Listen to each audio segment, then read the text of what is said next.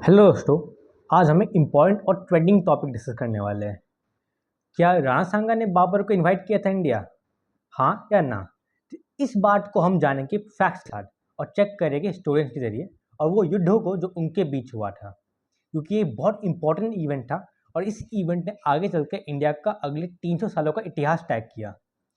तो अब इससे पहले हम शुरू करें तो हम शुरू पहले राणा सांगा के बारे में जान लेते हैं। राणा सांगा ने मेवाड़ के राजा थे सिसोदिया डायनेस्टी से, और इन्होंने अपना शासनकाल सन 1509 ईस्वी से 1528 ईस्वी तक किया था। इनका जो पूरा जो युद्ध आप देखोगे कार्यकाल जो है राजा के रूप में, तो इन्होंने युद्ध ही किए हैं, इन्होंने सिर्फ युद्ध किए हैं। और इन युद्धों में भी उन्होंने कई सारे युद्ध किए, कभी गुजरात से किया, कभी मालवा से किया। तो अब हम जो बात करेंगे, हम करेंगे दिल्ली से इनके युद्ध हो गए। इस ये पूरा वीडियो जो है ना, उनका राणा सांगा का बाबर के साथ पे उन पे बेस्ड है, उनका इंपॉर्टेंट चीज़ों पे। तो इन्होंने 1509 ईस्वी से 1528 ईस्वी तक राज किया। और इनकी खासियत जो थी ना, कि इनके शासन के दौरान संपूर्ण राजपूत को उन्होंने एक किया था, एक यूनाइट किया था फेडरेशन के अंदर, और एक कॉमन यूनाइटेड फोर्स बना दिया था इन्होंने। ये एक ही बार हुआ है इतिहास में, और ये इसी बार हुआ था।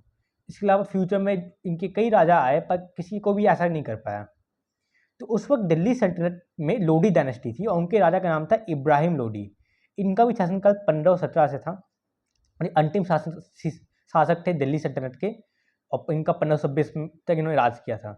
तो ये उस वक्त दिल्ली के राजा थे। और देखा जबकि राणा सांगा बहुत ताकतवर होते जा रहे हैं ना, तो दिल्ली जो है हमेशा से हर एम्पायर के दिल्ली इंपॉर्टेंट रहा है।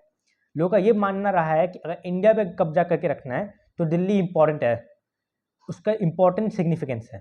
तो दिल्ली के आते इब्राहिम लोडी। अब सांगा ताकतवर हो रहे हैं मेवाड़, तो ये बात इनके लिए सही तो थी नहीं, ये बात निकल रही थी। तो युद्ध हुआ, तो दो युद्ध हुए लोडी के बीच, लोडी और सांगा के बीच। पहला था बैटल ऑफ खटोली 1517 में, दूसरा था बैटल ऑफ धौलपुर 1518 में। ये दोनों युद्ध जो थे मेवाड़ ने जीत लिए, महाराणा सांगा ने। ये इस युद्ध का मायने ये थे, उस वक्त इब्राहिम लोडी जो थे ना, ये दिल्ली के राजा थे।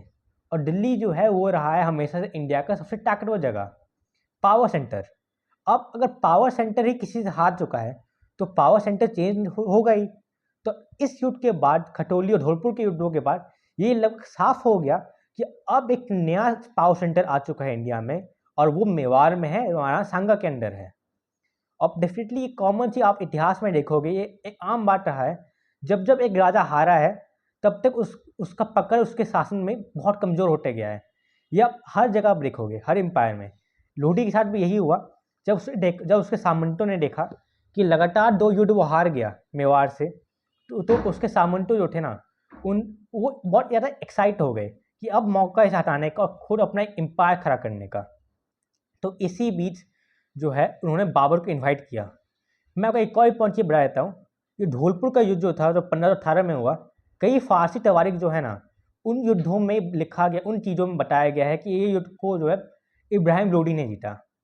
पर तुजू के बाबरी में बाबर ने ये जो लिखा है कि इस युद्ध को मेवाड़ ने जीता है। इसलिए कई सारे इतिहासकार जो है, ज़्यादातर इतिहासकार जो है वो मानते हैं कि मेवाड़ जीता है युद्ध, क्योंकि तुजू के बाबर को लोग ज़्यादा इंपॉर्टेंट देते हैं, ज़्यादा ट्रस्ट करते हैं एक सोर्स के रूप में। अब इसी चीज़ के साथ लोधी जो है उसका पकड़ कमज़ोर होता गया और बाबर का एंट्री हुआ सीन पे। बाबर जो थे वो अफगानिस्तान से थे, उज्बेकिस्तान अफगानिस्तान से थे, और ये मंगोल वंश से आते थे। इनके पिताजी जो थे वो तैमूर खान के वंशज थे, और इनकी माँ जंगिस खान की। और इनके बारे में इन्हें इनवाइट किया गया था दो लोगों द्वारा, दौलत खान लोधी और आलम खान लोधी। दौलत खान लोधी जो थे इब्राहिम लोधी के चाचा थे। मतलब कि जो अब जिस इब्राहिम लोधी को मेवाड़ ने हराया है, उसी के चाचा और उसी के चचेरे भाई ने इनवाइट किया बाबर को, क्योंकि उन्होंने देखा कि पकड़ कमज़ोर हो गया है इब्राहिम का, तो अच्छा मौका है कि हम किसी बाहरी ताकत का सहायता करके खुद को राजा कर सकते हैं। और बाबर जो था उससे भी एक नया जगह चाहिए था, उससे भी कब्जा करना था, उसे भी पैसा की ज़रूरत था। तो उसने देखा कि इस जगह इंडिया में बहुत पैसा है, वहाँ पर हमला करके वो बहुत पैसा कमा सकता है। तो इसी बीच पानीपत का युद्ध हुआ। बाबर के पास जो था, अब यहाँ पर बहुत बार कन्फ्यूजन होता है, इसी चीज़ पे कंट्रोवर्सी आती है। कंट्रोवर्सी इस बात को लेकर है कि क्या बाबर को इनके साथ साथ सांगा ने भी इनवाइट किया था।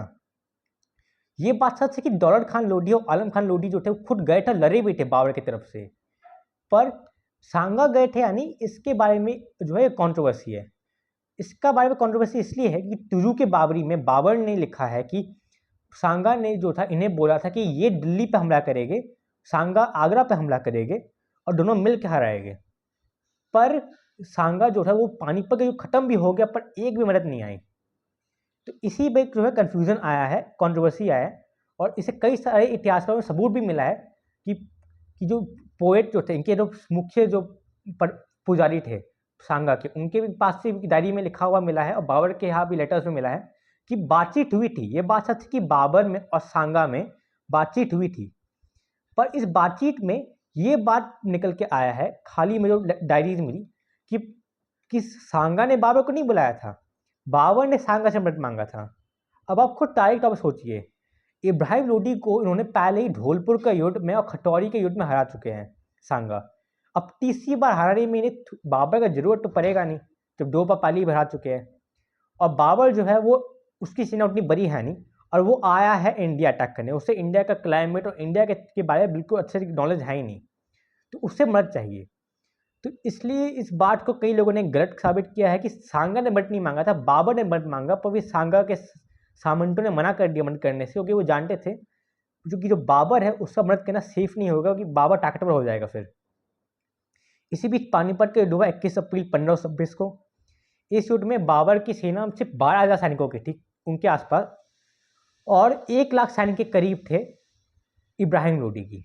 पर फिर भी इस युद्ध में बाबर जीत गया, इतना बड़ा फर्क होने के बावजूद, क्योंकि बाबर की सेना जो थी ना प्रॉपर डिसिप्लिन सेना थी। बाबर ने इंडिया में इतना 2 कमाल की चीज़ों को इंट्रोड्यूस किया, गन पाउडर और तोपों को और गन्स को इंट्रोड्यूस बाबर ने ही किया था।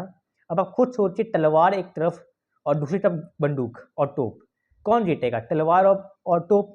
दूसरा, बाबर जो था कमाल का टैक्टिशियन था, इब्राहिम लोदी के मुकाबले बहुत अच्छा था वो टैक्टिक्स के मामले में।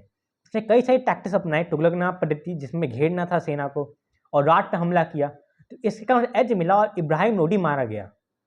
अब इब्राहिम लोदी के मरने से सल्तनत का अंत हुआ और मुगल एम्पायर इस्टेब्लिश हुआ, और बाबर जो था वो उसने खुद राजा को डिक्लेयर किया, दिल्ली का राजा वो है। अब डेफिनेटली बात है कि बाबर को जो है अभी तक दिल्ली पे कब्जा किया है, पर पावर सेंटर दिल्ली तो नहीं है, अब वो मेवाड़ है, सांगा से ताकतवर है।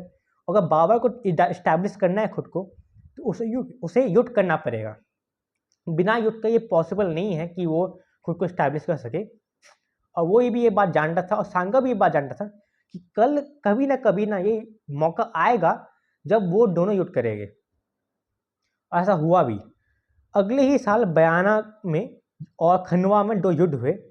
बयाना में कॉमन सी बात थी, सांगा बहुत ताकतवर थे, उनके पास अच्छी सेना, फेडरेशन और कमाल का लीडरशिप था। मेवाड़ जीत गया 16 फरवरी 1527 को।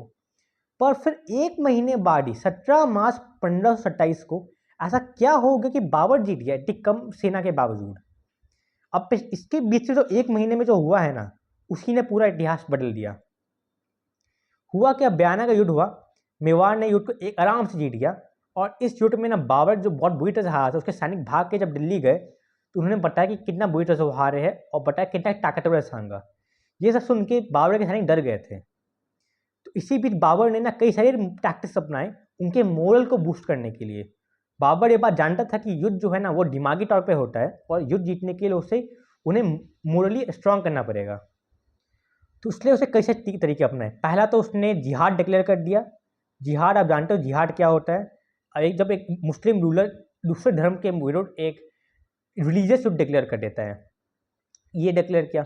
उसने कसम खाया कि वो ड्रिंक नहीं करेगा आज के बाद। उसने फिर कई सारे यूटेंसिल बंटवाए, कई सारे गोल्ड बंटवाए लोगों अपने सैनिकों के बीच। मतलब उसने कुछ भी करके अपने सैनिकों को ना वापस मोरली तैयार कर दिया लड़ने के लिए। और ये बहुत बड़ी बात थी बाबर के लिए कि इतने कम वक्त में उसने सेना तैयार किया। उसके बाद वो इस बार कोई चांस नहीं लेना चाहता था, तो उसने 25 फरवरी को ही ना खंडवा में जाकर तैयारी शुरू कर दी उसका। वहाँ पर अपने टेंट लगा दिए, सेना तैयार किया, प्लानिंग शुरू कर दिया। इसी बीच सांगा ने बहुत बड़ी गलती कर दिया। वो चाहता तो बयाना में हरा कर सेना का पीछा दिल्ली तक कर सकता था और भगा सकता था बाबर को। ये बात बाबर ने खुद तुजू के बाबरी में लिखा है कि गलती यहीं पर हुआ, और सांगा ने पर ही गलती कर दिया। उसने पीछा नहीं किया, उसने उस सेना को छोड़ दिया और खुद बहुत देर से वो पहुंचा खंडवा। वो 13 मार्च को पहुंचा, 4 दिन पहले, और 4 दिन के अंदर उसे युद्ध की तैयारी भी करना था, सैनिक थके भी हुए थे और युद्ध भी करना था। ये बहुत बड़ा मिस था जो सांगा ने कर दिया था खनवा के युद्ध में। और फिर खनवा का युद्ध हुआ 17 मार्च को, तकरीबन 9 बजे शुरू हुआ ये युद्ध, और इस दिन बाबर जीत गया। शाम तक साफ हो गया था कि बाबर जो है वो ये युद्ध जीत चुका है। और 17 मार्च 1527 को इंडिया का पावर सेंटर बाबर बन गया। इस युद्ध के साथ बाबर ने खुद को स्टैब्लिश किया। कई सारे इतिहासकार एल्फिंस्टन और ये गोपीनाथ शर्मा और फिर ये हजारीबाग ने बताया है कि बाबर युद्ध कभी नहीं जीतता अगर सांगा ने गलतियां नहीं किया होता, अगर उसने पीछा किया होता। युद्ध को हारने के कई कारण थे, और पहला कारण था जो डिले किया सांगा ने जो था ना, उसने पीछा बिल्कुल नहीं किया। ये बहुत बड़ा गलती, बड़ा कारण था। कई सारे लोगों ने बताया है इस बारे में, कई सारे इतिहासकार ने लिखा है कि कर्नल जेम्स टोड ने बताया है इसी बारे में कि उनकी सेना बहुत भारी थी और उन्होंने पीछा नहीं किया और बाबर को मौका मिल गया तैयारी करने का। फिर दूसरा और बहुत बड़ा कारण क्राउड और discipline army. Colonel James Tod ने लिखा है कि जब सांगा की सेना जो थी ना, तकरीबन 1 लाख से ज़्यादा बड़ी थी और कई 104 बड़े सरदार रहते थे उनके पास और 7 उच्च कोटि के, और उसी मुकाबले बाबर के पास उतनी बड़ी सेना नहीं थी, पर वो सेना एक यूनिट के तौर पर लड़ रही थी। एक डिसिप्लिन था उनके और प्रॉपर कंट्रोल था। और इन क्राउड में भी कई सारे ऐसे सामंत थे जो उनका अपना खुद एक स्वार्थ था इस युद्ध में। वो इसलिए नहीं लड़ रहे थे कि उन्हें सांग का साथ देना था, इसलिए लड़ रहे थे उनका भी कुछ अपना फायदा था। और जब युद्ध हुआ तो ये डिसिप्लिन जो है बहुत बड़ा फैक्टर बना। और तीसरा बहुत इंपॉर्टेंट कारण मॉडर्न वेपन, मैं बता चुका हूँ पहले भी, बाबर ने कई सारे मॉडर्न वेपन, गन पाउडर हो गए, उसके गन पाउडर के अलावा गन्स हो गए, तोप हो गए, इन सबको इंट्रोड्यूस किया युद्ध में। और ये बहुत बड़ा फैक्टर था। अब अगर तलवार लड़ रही है और सामने बंदूक है तो बंदूक जीतेगी। और कई टैक्टिक्स अपनाए उसने, वो कमाल का टैक्टिशियन था युद्ध में और ये टैक्टिक्स काम आए। इस युद्ध के साथ सांगा इंजर्ड हो गया था और तीर लग गया था और उसे निकलना पड़ा था युद्ध से। ये बहुत बड़ा डिसएडवांटेज हुआ, क्योंकि जब एक युद्ध का नेता लड़के भाग जाता है, मतलब निकलना पड़ता है उसे, तो उसके सैनिक घबरा जाते हैं। यही हुआ, घबरा गए। जब होश आया सांगा को, पता चला युद्ध हार गए, तो उसने कसम खाया कि जब तक वो बाबर को नहीं हरा देता है तब तक वो कदम नहीं रखेगा उसकी राजधानी चित्तौड़गढ़ में, और चित्तौड़गढ़ कदम नहीं रखेगा और साथ में वो पगड़ी नहीं पहनेगा। और फिर अगले साल जब वो चंदेरी के युद्ध पर लड़ने जा रहा था, अब मैं पहले भी बोल चुका हूँ जो इब्राहिम लोदी के साथ हुआ था, कि अगर एक राजा युद्ध हारता है तो उसका पकड़ कमज़ोर हो जाता है उसके सामंतों पे। यहाँ पर यही हुआ, वो युद्ध हार गया, उसके सामंत डरने लगे कि कहीं अगर इस बार बिना तैयारी के लड़ेंगे तो खात्मा तय है।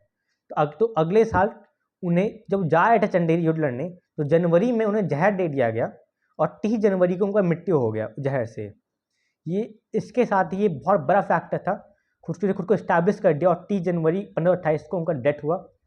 बाबर ने लिखा है तुजू के बाबरी में कि अगर उनके अगले शासक भी उनके जैसे होते, तो अब एक प्रॉब्लम हो गया, उनके जो अगले शासक जो आए, रावल रतन सिंह, उसके बाद भोजराज, जो भी आए, जो 3-3 जो 4-4 शासक आए, किसी में भी उतना ज़्यादा योग्यता नहीं था कि सांगा जैसा कि वो पूरे के पूरे यूनाइट कर सके राजपूतों को, और वो लीडरशिप नहीं था।